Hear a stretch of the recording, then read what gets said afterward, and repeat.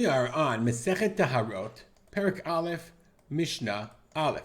Okay, Masechet Taharot deals with Taharot. I mean, the whole Seder is called Taharot. But Masechet Taharot deals with specific issues of Tumah and Tahara, mainly about foods and other areas of Taharot. Safek Tumah and Rishut Rabim.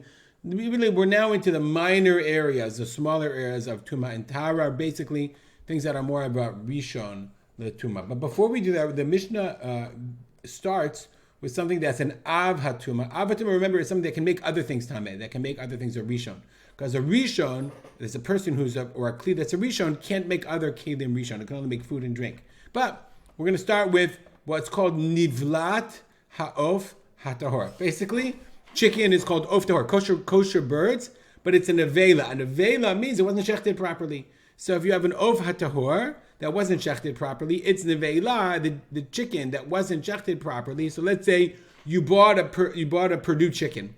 The chicken itself is a kosher animal, but it wasn't slaughtered kosher. That's the nevelat Of Tahor. So now, the rule of nevelat Of Tahor is that when a person is swallowing, when it's in the Beit HaBli'ah, Chazal learn out that when it's in Beit HaBli'ah, when it's in your throat, then the person himself is an avatuma to be mitame adam v'kelim.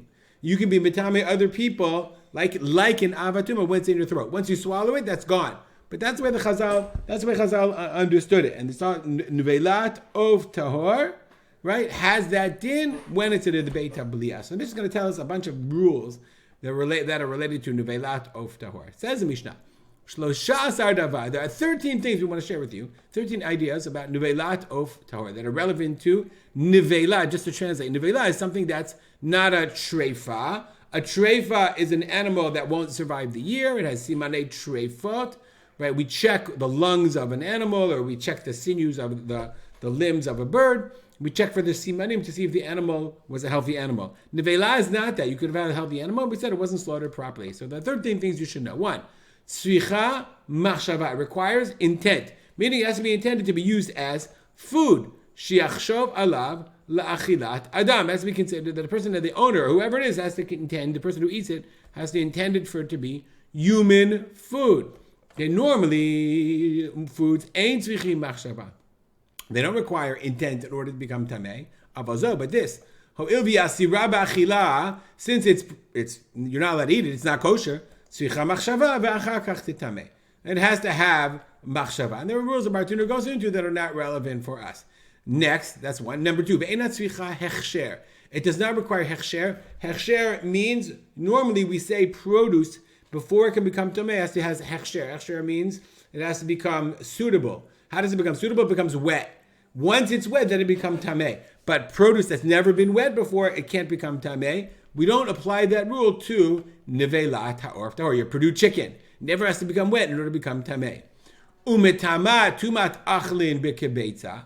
It has to be the size of a kebeitza, this piece of Purdue chicken, in order to be metamei tumat achlin, to be metamei other foods. V'kezayit b'beit habli'ah. Remember we said that it's metamei in the beit habli'ah. Person, when a person is swallowing it, when a person is chewing it, as long as he didn't swallow it, he's an av hatuma, but it has to be only if he ate a kezayit worth. Moreover, v'achla ta'un he'erav shemesh. Okay, the person who eats it has to go to the mikvah, obviously, meaning when he eats it, it's like temporary av hatuma. When he eats it, he's an av hatuma. Once he swallows it, he's a rishon the tuma. He has to go to the mikvah, and it requires he'erav shemesh. But then he can't go into the Beit HaMikdash if he's a kohen or whatever until he waits till the evening. If you didn't go to the mikvah or you didn't wait till the evening, if you go into the Beit HaMikdash, you're chayav. You chayav means if you ate it and you went in, you're chayav. If you did it on purpose, you're chayav karet, bad. If you do it by accident, you have korban chatat. If it touches truma, then you have to burn it. You can't. It makes it pasul, and you have to destroy it.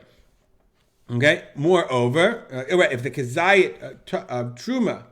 If a kezayit of it touches truma, or if a person who ate it touches truma, then the truma is tamei and you have to burn it.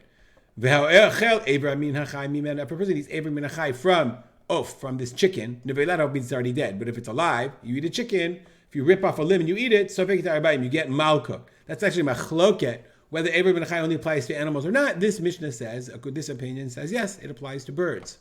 Shchitata umelikata mitaharot et treifata divrei Rabbi Meir. So now, if you have a treifa, let's say you have a very interesting case. So you have this chicken, that's a treifa. The treifa means you already know it's like walking around, it's not gonna survive. You see, it's a sick animal, it's injured, it won't survive. So therefore, you can't shecht a treifa and eat it. It's not a kosher animal.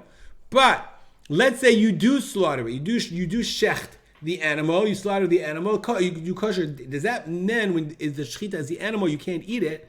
But is it tahor or not, or is it tameh? So Rabbi Meir says whether you do what's called shechita, slaughtering is fine, or malika. Malika is the process they did to birds. Remember, the Kohen takes the bird and he uses his thumbnail and he breaks his neck in the back. That's a form of shechita in the Beit HaMikdash. So therefore, even though you can't eat it, and can't eat it outside the Beit HaMikdash, nonetheless, Rabbi Meir says, since it's a legitimate form of shechita in the Beit HaMikdash, therefore, even though the animal is a treifa, it's still not tameh, it's tahor. Rabbi Yehuda says, no, sorry, since the animal is a treifa, they learn this off of Psukim, they have a big machloket about it. Since the animal is a treifa, therefore the shechita won't help. It's going to die anyway, it's going to be mitameh. Rabbi Yossi splits the difference. Shchitata mitaheret. Rabbi Yossi says, if you shech the animal, this treifat of tahor. Treifat of tahor. If you shecht it, that's mitaher.